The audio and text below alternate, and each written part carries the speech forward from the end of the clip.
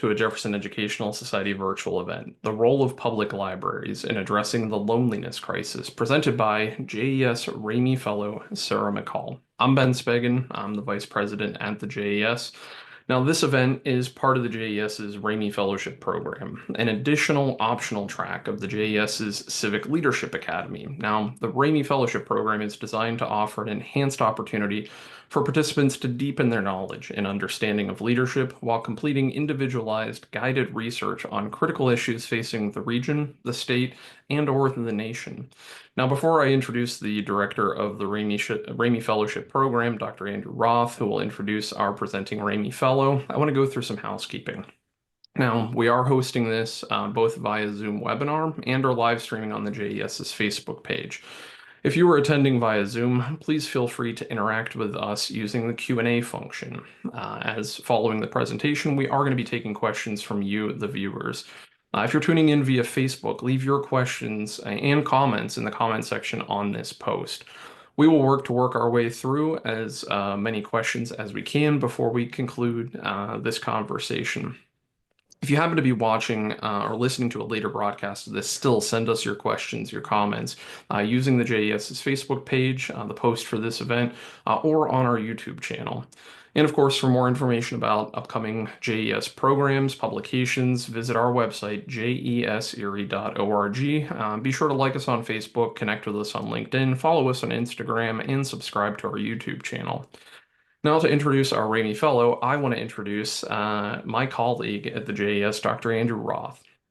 Some folks may know Dr. Roth as a JES Scholar in Residence from the numerous lectures he's delivered at the JES, many rooted in exploring his American Tapestry project, which is also a podcast on WQLN Public Media, NPR, or you might know him from the now 200 and counting installments of Book Notes, a weekly series that he authors.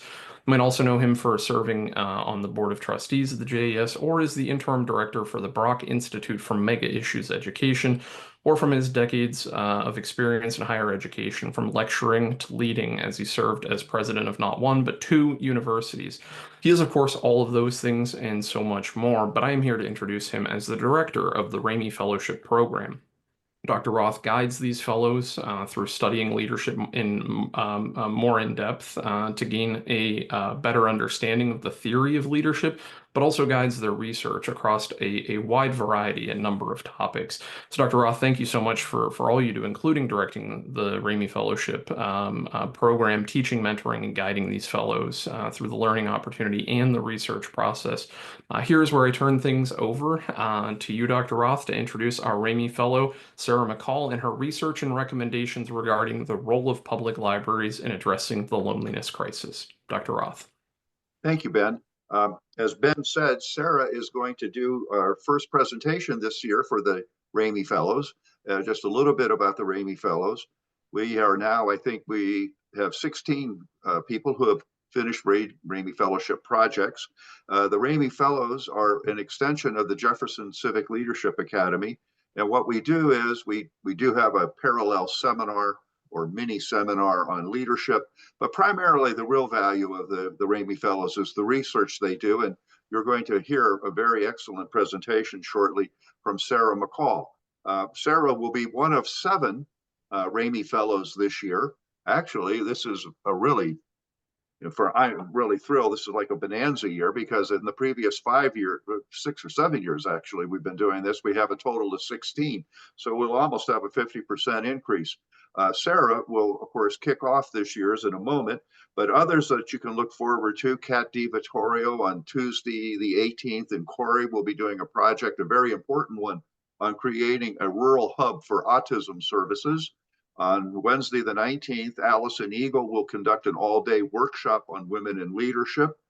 For future presentations, Katie Phillips and Jacob Jones will be doing something on the youth mental health crisis in Erie County. And Brad Thompson will be doing a program on multi-generational leadership. And a little bit later, I think we have it slated for June, Matt Blatz is going to be talking about childcare as an economic development tool, particularly focused on the Corey region. But that's all in the future. Right now, Sarah McCall is going to give a presentation on a way to not solve, but an approach to working with and trying to ameliorate or overcome the loneliness epidemic that is plaguing our society. Sarah is a dedicated librarian with a passion for fostering community, both through education and community creative expression. Sarah earned her Bachelor of Fine Arts degree from Alfred University in 2019 and a Master of Library Science from Clarion in 2023. For the past 4 years, she's been an employee of and associated with the Erie County Public Library. And amongst the many things she's accomplished, she organized the Fairview Branch's Book Club, which is now in its 4th year. She's led a popular series on fiber art classes and recently developed a teen after-school program at the Lawrence Park branch. Sarah is a member of the 2024 JCLA, the Jefferson Civic Leadership Academy cohort. And as a member of that, she contributed to the research project, which focused on connecting Erie youth to mental health resources. She also brings experience in oral history and community archiving from her internship with the LGBTQ Archives Network, where she coordinated and cataloged interviews with gay and lesbian faith leaders. Through her work, Sarah strives to create welcoming spaces that encourage meaningful dialogue and build community connection. And that's exactly what her presentation today is on. It's the role of public libraries in addressing the loneliness crisis. And so, Sarah, I'm going to turn it over to you. Welcome. Thank you, Dr. Roth. I'm just going to start sharing my presentation now, real quick. Here we are. Is that showing okay on your end? Yes, I can see it. I hope everyone else can. All right. Okay. Thank you, everyone, for tuning in today for my presentation. As Dr. Ross said, it's the role of public libraries in addressing the loneliness crisis. And so I wanted to share with you the ways public libraries in Erie and elsewhere can adapt and expand on their existing programming to respond to the growing public health issue of loneliness. Based on the research and framework presented in Dr. Raimy Noble's book, Project Unlonely, I believe libraries are uniquely positioned to make a difference in this crisis. This is because we currently reach vulnerable populations, such as the elderly, disabled, and unhoused, who are at increased risk of isolation. As well, libraries already serve as community gathering spaces, especially in places where there may be few other opportunities for social connection. Before diving further into the suggested framework for library programs, I'd like to begin with a brief overview of the causes of loneliness and the complications it presents for public health. My bad. No, that's okay.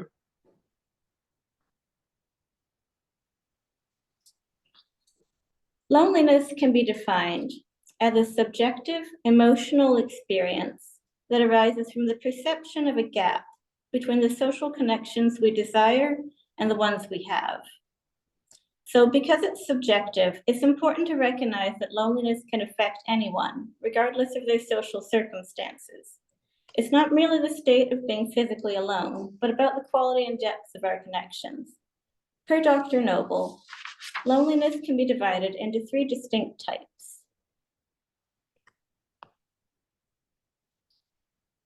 Societal loneliness occurs when individuals feel disconnected or like they don't belong to a particular social group or community. It can happen even when someone is surrounded by others, especially if they feel these connections lack depth or meaningful connection. A person may experience societal loneliness in a new city where they have no close friends or family, or as a professional who feels isolated at work despite interacting with colleagues daily. Psychological loneliness is often caused by the loss or lack of close relationships. This type of loneliness is tied to emotional intimacy and the absence of a significant bond, such as a romantic partner, a close friend, or a family member. The death of a loved one, a breakup, or even the physical or emotional departure of someone important can lead to psychological loneliness.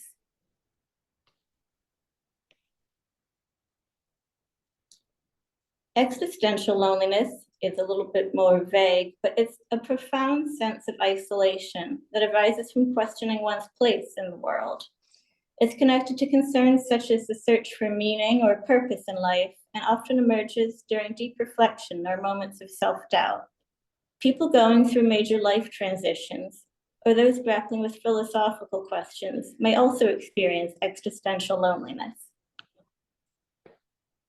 Everyone feels lonely at times. In fact, it's considered a sign like hunger or thirst to let us know that we're lacking in something. But chronic loneliness can be incredibly damaging to both mental and physical health, with impacts including increased mortality, cardiovascular disease, reduced physical activity, anxiety and depression, and an increased risk of suicide, and a higher risk of dementia. It can lead individuals to withdraw further from others, making them less likely to seek help or engage socially, which exacerbates the problem. Loneliness can also increase reliance on substances like alcohol or opioids, as individuals try to cope with the pain of isolation. So, what can be done? One answer lies in third spaces. Third spaces play a major role in building connections within a community and alleviating all three forms of loneliness.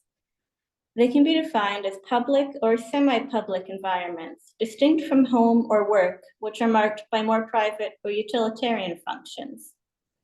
Third spaces are characterized by their ability to create informal, relaxed settings where people can gather, converse, and participate in activities that build connection. These can include cafes and coffee shops, public parks, community centers, social clubs, and of course, libraries.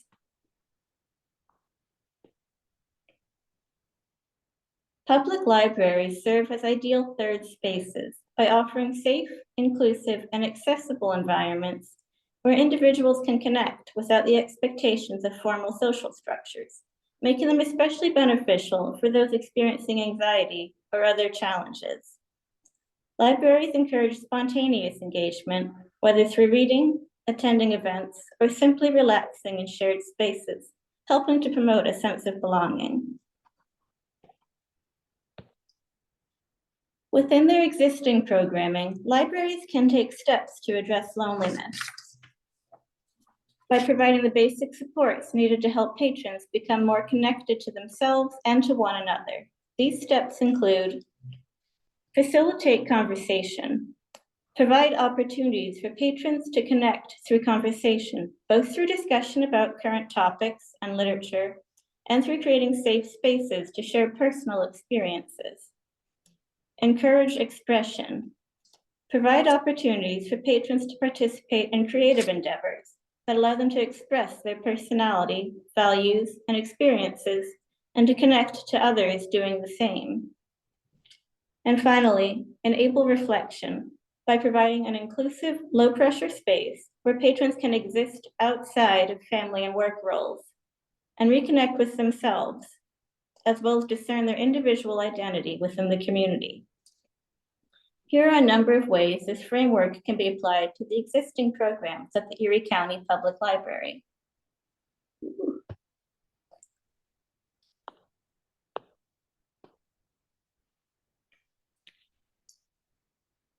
Book clubs, which are held at many of the branches, encourage dialogue, the sharing of experiences, and connection through shared interests. They not only promote literacy, but also provide an outlet for conversation and reflection. Yoga workshops, such as Balancing Dragon Yoga offered at the Lincoln branch, help address stress, anxiety, and mental well-being through guided sessions. Library sessions are inclusive to all age groups and accessible without cost. Arts workshops, such as Edinburgh Borough Branch's Art for Wellness program, utilize creative expression, which has been proven as a therapeutic tool for mental health. The library provides free access to materials, tools, and professional guidance in these workshops. The library also hosts peer support groups for Alzheimer's caregivers, those suffering hearing loss, and on teen mental health. Led by healthcare professionals, these create a sense of community around the issue and reduces stigma around health discussions. Digital literacy programs, such as the Blasco program offered through Tech to Elevate, encourage the inclusion of marginalized groups, such as older adults or those with low digital literacy, helping them to connect to others online.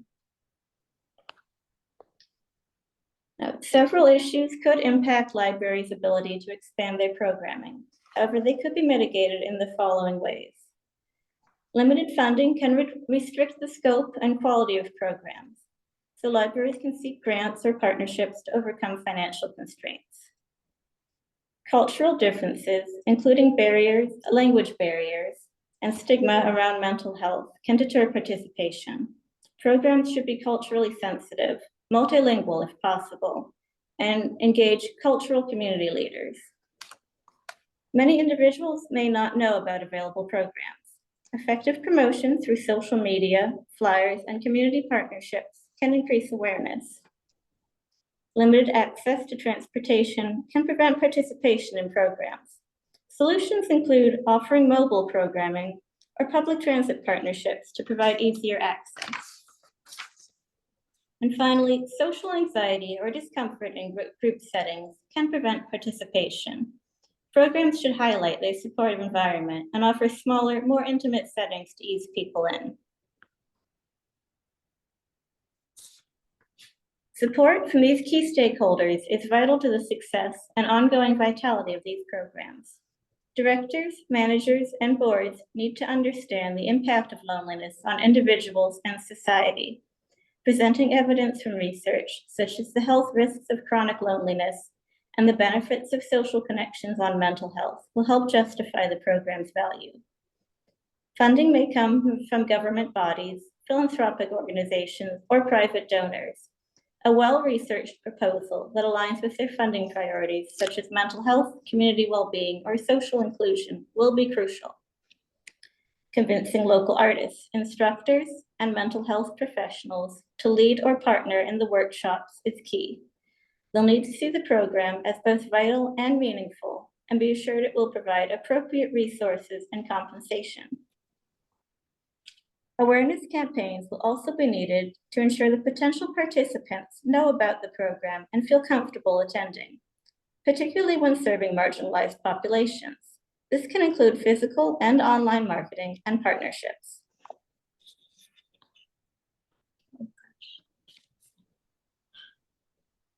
Here we go. I keep closing the screen. Here we are. I propose the addition of a human library program at the Erie County Public Library as a way to further encourage connections and understanding in the Erie community. A human library volunteer, or book, is a community member who volunteers to share their lived experiences, offering readers a chance for open, respectful conversations.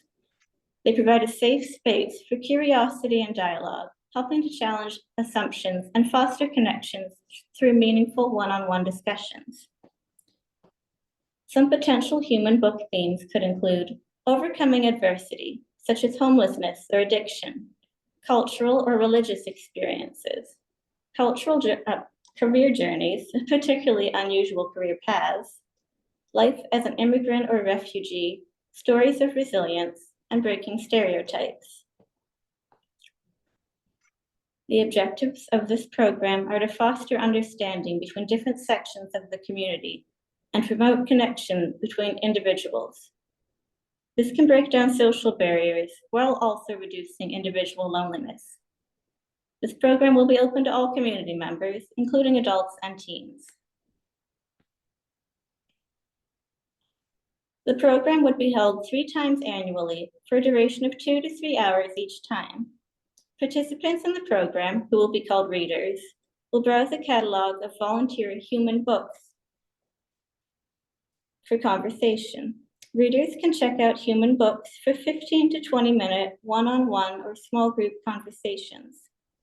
Conversation will focus on the volunteers' unique experiences with opportunities for readers to ask questions. The budget includes refreshments for participants and volunteers, as well as marketing to ensure the community is aware of the program. This would also include small tokens to thank our volunteers and miscellaneous supplies to facilitate programs such as name tags, signage, and handouts.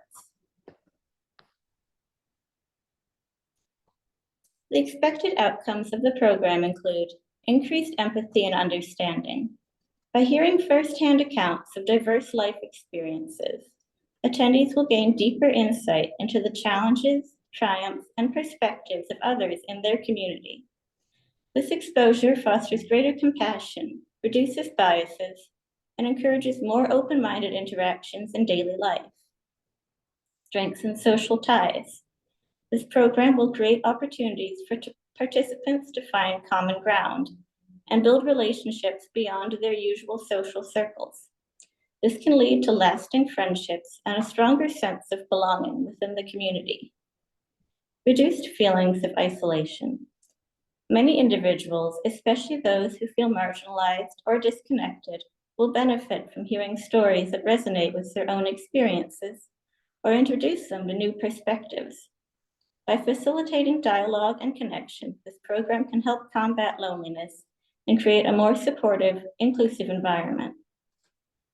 The long-term vision of the program would include expanding to include additional themes or specialized events, such as children's sessions or multilingual.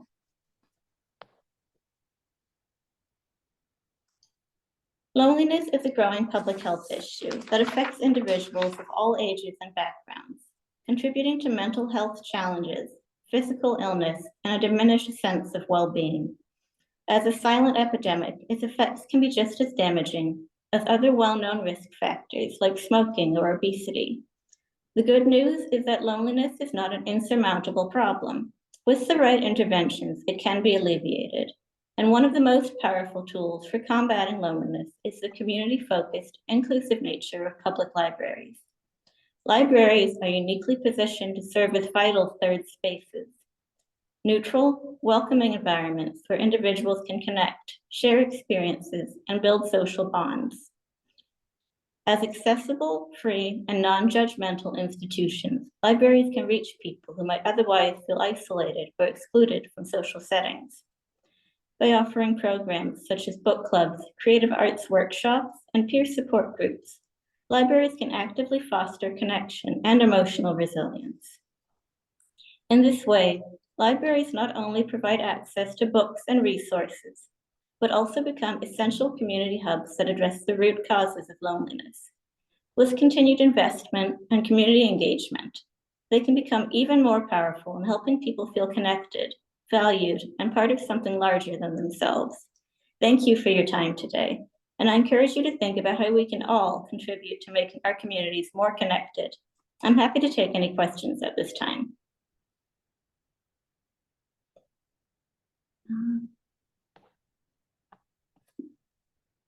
Sarah, Shall I that was stop sharing or? Sarah, that was very interesting. You packed a lot of information in a very short time. A couple of things I was going to ask you maybe as you were going along, but I thought I didn't want to break up your rhythm. There's a couple of things I think that you touched on besides the wonderful concept of a program that I don't think a lot of people understand. And I wrote a note here, and it's actually, you have about 4 or 5 slides: book clubs and reading groups, yoga and meditation workshops, creative workshops, art, music, writing, support groups and peer counseling, digital literacy. How has the role of the library changed over the last, I don't know, 15 or 20 years? In many people's minds, maybe Ben has an observation on this, libraries are warehouses for books. Now, the 3 of us know that's not true, but a lot of people simplistically think that. And what you're describing is really a library has become this community resource center. How has the public reception been? Like, for example, I have your presentation up on another screen, the digital literacy and technology support programs. How has the public responded to those?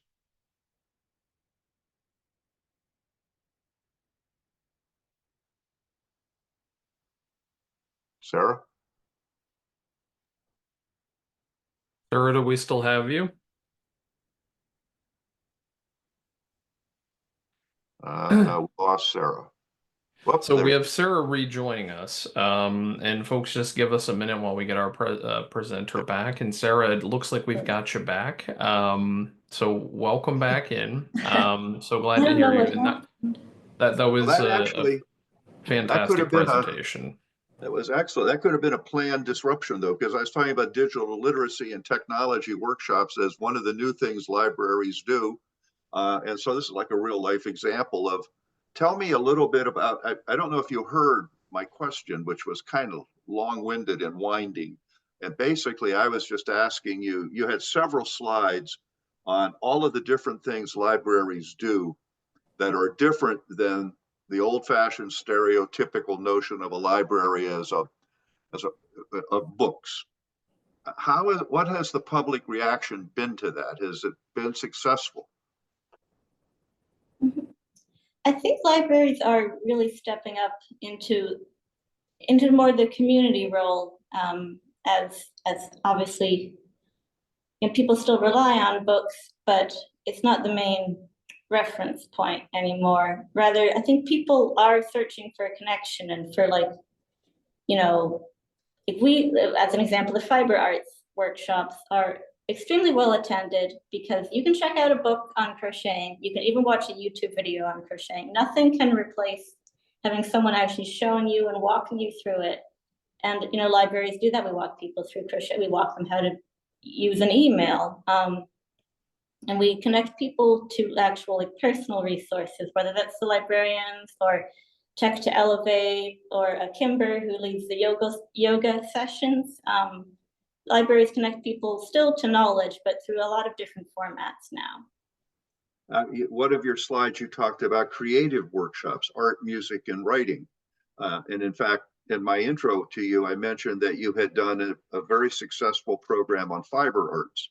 And that, again, is something that people don't typically associate with libraries. What are some examples of that has worked really well for you, or that you've seen work really well? Examples of fiber arts? Or? Well, of creative programming, art, music, writing. Yeah, well, I know that the Edinburgh program led by Dr. Sheila Lorenzo de la Pina is really a good way that's bringing, like, art therapy concepts to people in the more friendly environment of the library. I spoke to her about that.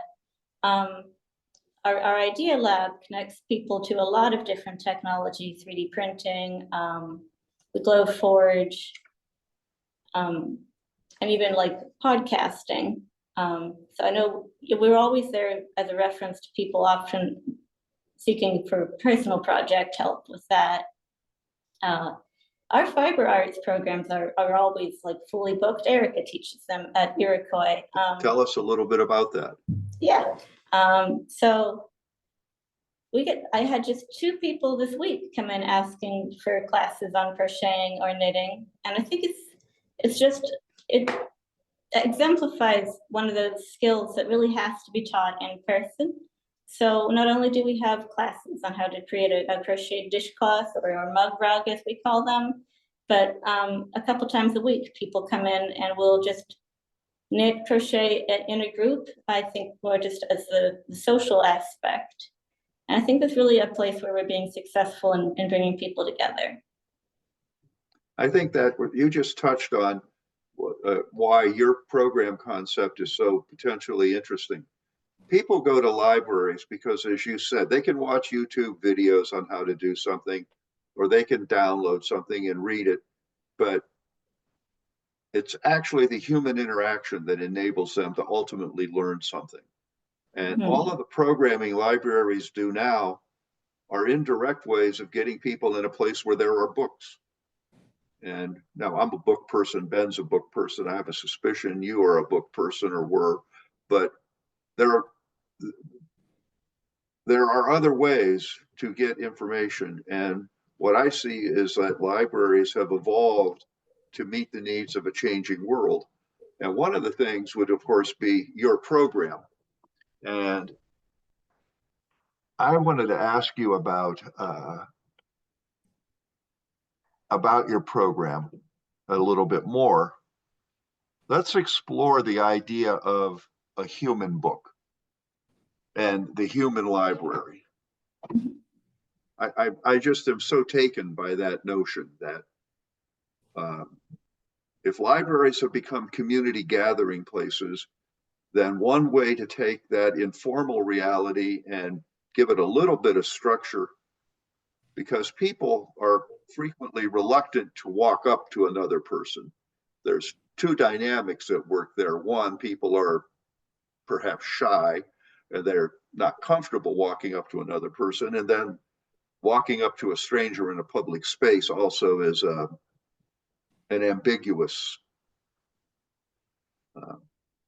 event, shall we say. So one way to diffuse any of that uncomfortableness are these kinds of programs.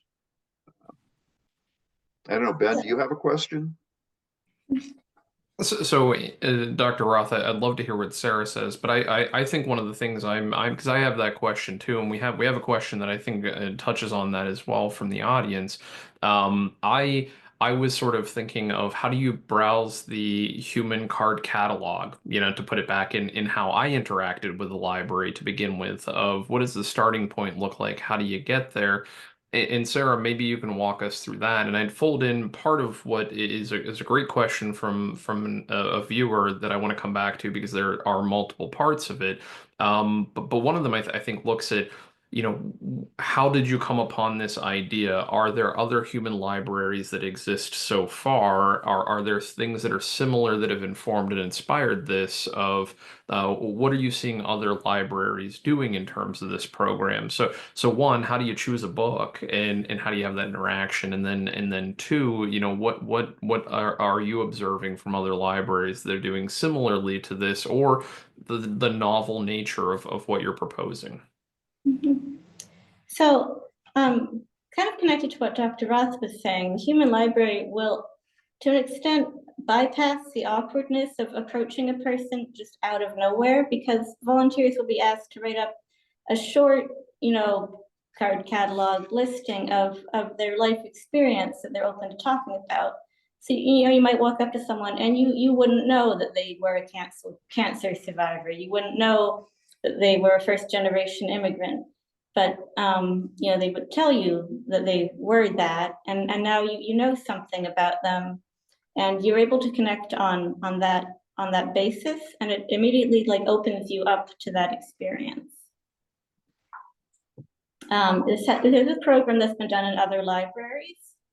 It's also like a program started by a college, and I'm afraid I don't have the notes on that one thing here.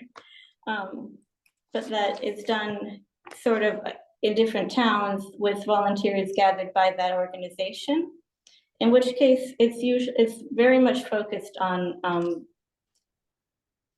promoting acceptance, which of course this program still would be, but because when it's through the national organization, it's more focused on this individual, and the community is not so much focused on. I would like to connect people in Erie to other people in Erie, because I think it's great to uplift stories that might not be told, but it's also important for those stories to be, in service of the whole community understanding each other better. Well, you made an excellent point a minute ago when you were talking about people might not know that the person standing next to them is a cancer survivor, or that the person next to them actually was once upon a time a Peace Corps volunteer, or that the person next to them actually is a combat survivor and was a veteran. I had an English professor a long time ago, James Magner, who maintained that everybody had at least one poem in them, that everyone had at least one poem in them. And what he was really getting at is that people have a story to tell. And one way to overcome loneliness, or maybe actually one marker of loneliness, is people don't have anyone to tell their story to. And what you're creating here is the opportunity for people to share their story, but more importantly, for people to hear other people's story. Because I would guess on any given day in the library, and I have no idea how many individuals go through the library in a given day, but I'm going to guess it's got to be 1,000 people a day, maybe I'm wrong. But I mean, I'm talking about everybody who just walks in and out of the building for one reason or another. Well, that's 1,000 stories. There's an astonishing amount of human experience there. And most people don't get a chance to tell their story. And so I think the idea is and conversely, many people don't get to hear these stories. You had an interesting comment that you and I talked about when we were talking about this. This program is different in some ways than all the others you listed. Now, the book club comes close because anybody who's been a member of a book club knows that what actually happens in book club meetings is they rarely talk about the book. Or they talk about the book for 5 or 10 or 15 minutes at the beginning or the end. But for the rest of whatever amount of time they've allotted, an hour or 2 hours, they talk about other things. So the book club would be close to that. That fosters connections. I suspect something happens similarly with your fiber arts programs. But how does a program that facilitates connections differ from other programs the library offers? So this program actually differs in that the other programs facilitate connections, but this one also fulfills the other two requirements I laid out of enabling reflection and expression. So we're allowing patrons human books, to express their experiences, which gives people an opportunity to connect with them based on those experiences. And also it's allowing people to reflect on themselves based on those experiences and then to connect in that way as well. So I think by putting the focus on the people and only on the people, it really allows the people to connect because it breaks those barriers. Yeah. And I think, I had another question. How does the library differ? Because you had some examples of other third spaces where people meet. Probably in our culture, the church would have been one, not so much church as the religious service, but the social parish, the social community life that surrounds it. And there are a number of other organizations, other institutions, but everything I've been reading tells me a lot of that in American culture, the last 30 years started with Robert Putnam's Bowling Alone. All of those places there's been some kind of withering of that. And the library, I think, is this institution that everybody respects. Everybody, maybe not most people, almost everyone feels safe in. So how does a library differ from what I just talked about, social clubs, even coffee shops? I think actually the explosion of coffee shops, at least to me, it's an explosion now. It's become quite normal. But I can remember a time when coffee shops didn't exist, although diners were more prevalent. Coffee shops exist for people primarily to go to be around other people. But a library differs from a coffee shop in an important way. And how is that? Well, I honestly think that the important way that the libraries differ from the third spaces that we have remaining is that they're free. As well, they do reach not only because they're free, but because they're explicitly open to everyone in the public. You have a much wider range of people that are there. I mean, people with young children can be at the library. Not as easy to be at the coffee shop, although they are, welcome. But perhaps, older people don't care for coffee shops. They miss the diners. Younger people don't want to go to the diners. I think the library brings in a much more diverse group of people as well. And I think that churches, and then bowling leagues, like you mentioned, I think obviously they're still around, but their value was so much in the commonality between the people that were there. You know, you might be from very different backgrounds, but you're both Catholic, and you know, you go to church together, and it's great. And that's gone away to a lot, it's some degree in churches. I don't know if there are bowling leagues. There's still there's not many though.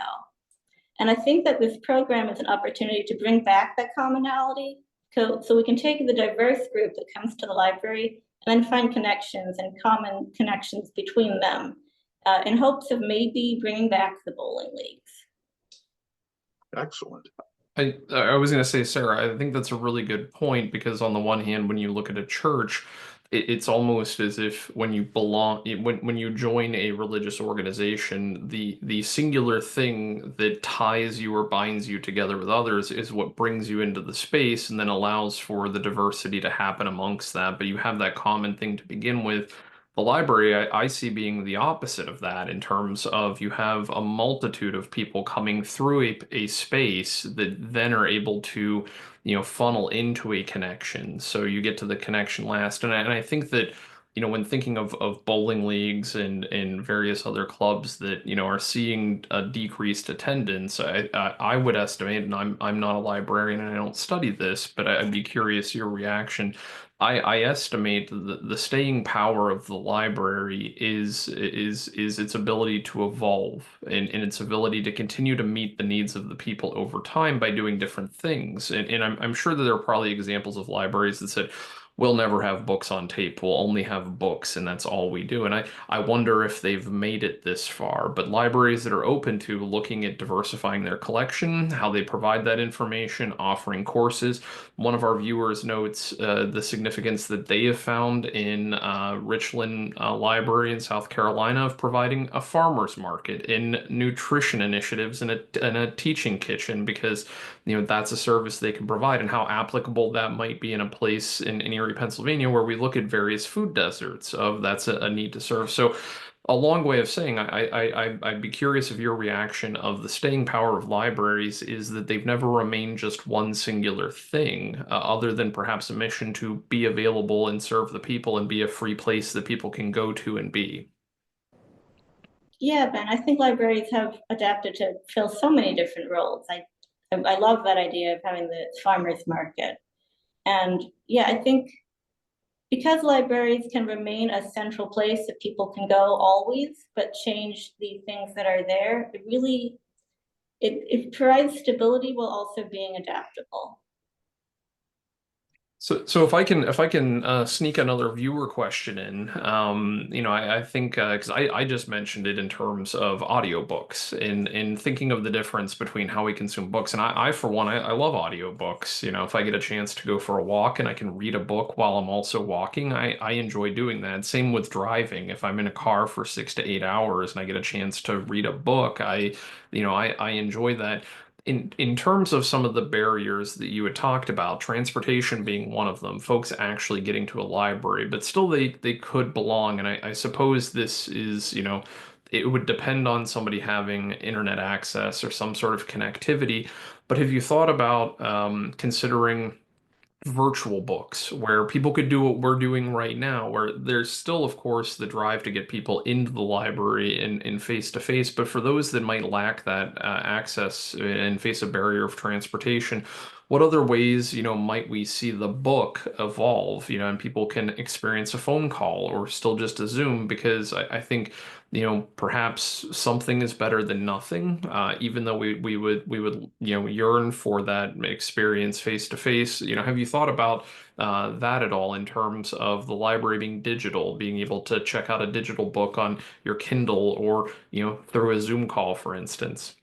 Yeah, I'm so glad you mentioned phone calls, because what I've experienced in my work at the library is that the internet Zoom calls and such like that is such a good opportunity for, we can put library materials out there, but it's a barrier. A lot of people are not comfortable with using Zoom. They maybe don't have the technology that supports it. So I really think we need to go back, maybe to phone calls, or maybe to having, the bookmobile, maybe making certain human books available to people.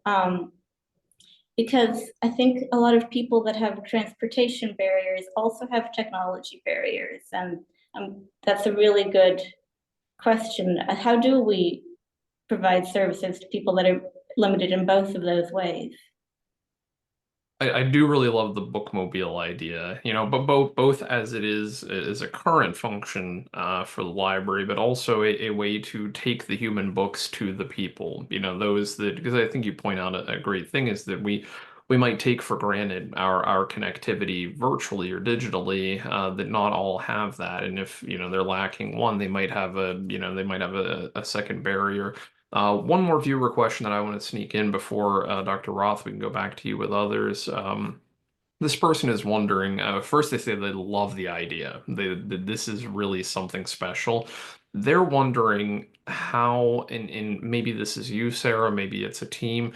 How do you govern the process? And I think that they're thinking in terms of, if you were to go to the library and get an actual book and you pick up the book and you start reading and you say, I don't like this book, you just take it back to the library and get a different book.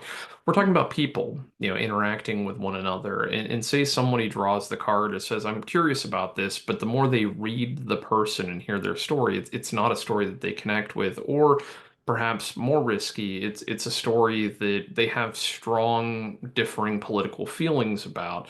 So how do you deal with the human to human interaction here in keeping your book safe, keeping your listeners safe, getting people into the conversation, but making sure it's happening in a respectful and safe environment? Mhm. Well, the initial process of finding human books will involve getting a description written by each volunteer of their uh, exact experiences that they want to share. So I would definitely make certain that every detail is included in that. But as far as it being conducted, with it being in the library, of course, I would be there as a facilitator. Likely other librarians would be, to sort of, not necessarily in the context of avoiding conflict, but help people talk to each other. You have refreshments and try and keep it lighthearted. And obviously prevent anyone that really has bad intentions from being there.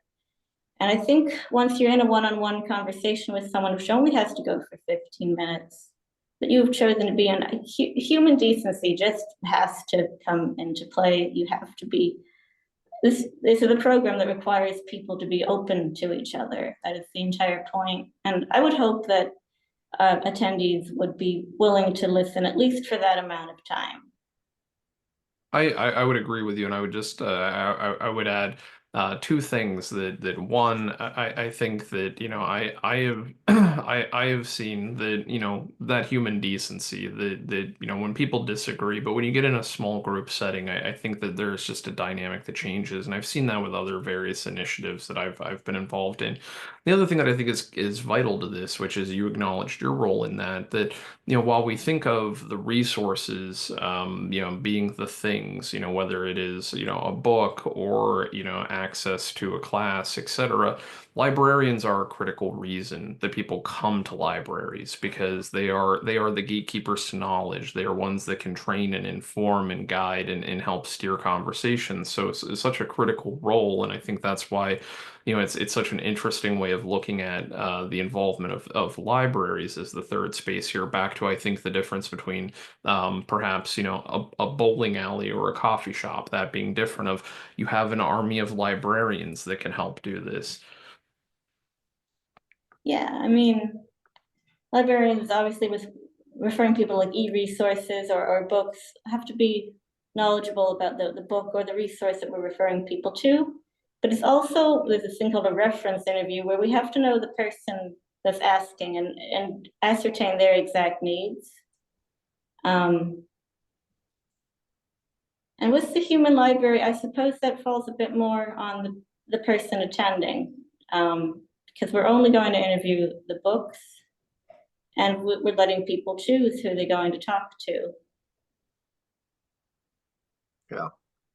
I think you probably need at least some guides to good etiquette that people have to tacitly or implicitly agree to. And I don't mean anything like you're going like that certain topics might be prescribed. It's just to be respectful of one another, to listen. And as you say, it's only 15 minutes. I think the rewards are much higher than the risk, but I don't underestimate or I don't want to be naive and say that there are no risks, because anytime humans interact with one another, can always go one of three ways. It's either positive, negative, or just kind of, and I think if it's just kind of, you can get through the 15 minutes. More often than not, it's going to be positive. A couple of minutes ago, we were talking about doing it through technology, doing what we're doing right now through Zoom.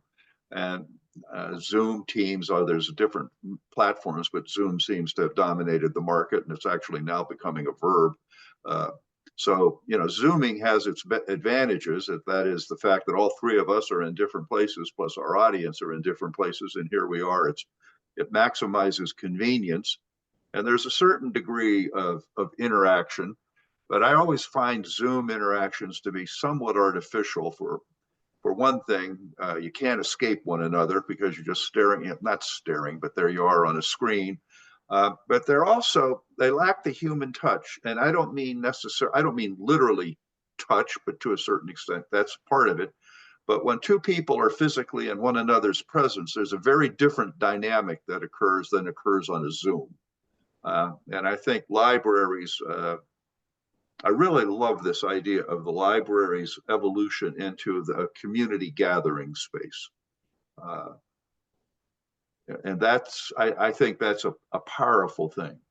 And so one question I have is, I'm looking at the clock, would be two things. One, what do we need to do to get this started in Erie?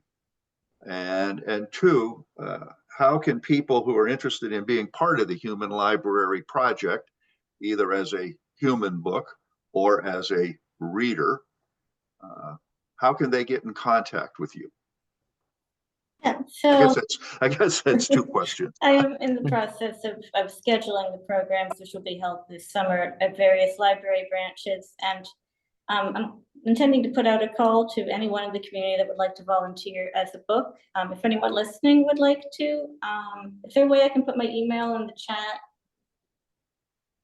So what we can, so one, you can for sure put it in the chat, and I think you can send it to all included. So Sarah too, when we post this to the JES's YouTube channel, we can put contact information and next steps in there.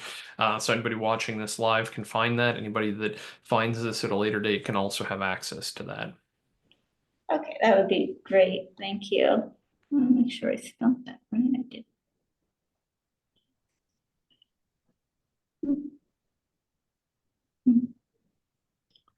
And while Sarah is typing that, I would invite folks talking about the Raimy Fellowship Program and the JES Raimy Fellows that exist. Anytime that you happen upon our space at 3207 State Street in Erie, Pennsylvania, you would actually find in our classroom space a wall dedicated to these projects. And now Sarah is just completing hers, so her photo, a brief description, and a QR code to this video and more information will be forthcoming, but you can interact with the some dozen and a half who have gone through this so far, and the many more yet to come. So a chance to connect with these fellows, their research, their ideas, and add to it, because very much one of the things that I think that you've done well, Sarah, is that you've stoked folks' attention, excitement around libraries, because even one person is thinking, mobile bookmobile, how do these programs reach into communities that might need them the most, in thinking of senior housing, low income housing, mobile home parks, ways to get where we might not naturally think to get this kind of stuff. And so plenty to unpack here. But Sarah, I was so grateful for all of that, and for you adding your email address, and for folks being able to. It only wants to let me send it to panelists and hosts. So I think it's just a Zoom error, but if we could connect my email when it's posted, that'd be great. I just noticed under the comments on the on the Facebook page, seed and plant exchanges. Oh, yes, that is going on right now. We're actually doing a seed gardeners. drive. If you guys are gardening and you have any extra seeds you'd like to share with the community, you can stop into any of the libraries in Erie County and donate them. But you can now, if you are starting your gardening and you need seeds and you have a library card, the library has a seed library where you can check out I believe as many seeds as you'd like. And if you get your plant producing and you want to bring seeds next year, that would be fantastic. I know we have a number of programs hosted by the library with gardening info. I think I can't remember. I think it's Sarah that organizes them, but you can check our website, erielibrary.org. That's Bethany. And yeah, come and talk with other gardeners, come and learn new things, and stop into any of the branches with the seed library to get your seeds for the year. Well, I think your idea is a terrific concept for a program. I think it may be for some of our viewers, it's been kind of interesting for them. I suspect they're quite familiar with the library, but if some of them weren't, that the library does a lot of things besides lend books. And actually, one of the benefits of the library doing all of these programs is that, hey, somebody's in the library, they might just decide whatever they just heard the human book tell them, they might think, oh, there must be a book about that. And we might actually read. So it's a win-win all over the place. I think it's a terrific idea, Sarah. And thank you for doing it. And thank you for being a Raimy Fellow. Thank you for having me. It's been really great to be able to share this with everyone. And thank you both, for sharing this with our audience, this conversation, and of course, all of that to follow. Dr. Roth, Scholar in Residence at the JES, Director of the Raimy Fellowship Program. Thank you for guiding today's conversation. And Sarah McCall, Raimy Fellow, thank you for your research, your insights, your knowledge, your expertise, and your recommendations in this plan of action. And of course, thanks to all of you watching along, whether you joined us in the Zoom webinar or you are watching live on Facebook. For more information about upcoming JES programming publications, Civic Leadership Academy, Raimy Fellows, head to our website, jeserie.org. Also, too, if you want to connect with Sarah, I will go ahead and say, send us an email at info@jeserie.org. We can get you connected with Sarah. You can also give us a phone call, 814-459-8000. to talk about Sarah's idea and many other things that we could help you with. On our website, you'll also find other videos from past Raimy Fellow projects and many other presentations available to stream on demand, and then a whole host of publications, including Dr. Roth's book notes series, a weekly installment now over the 200 mark. And you will find other reports, essays, and timely writing. And of course, you'll find more information about the JES's Civic Leadership Academy, currently recruiting for the 2025 cohort and for the Raimy Fellows. Be sure to like us on Facebook, connect with us on LinkedIn, follow us on Instagram, and subscribe to our YouTube channel. For the Jefferson Educational Society, I'm Ben Spagan. Thanks for listening and learning with us.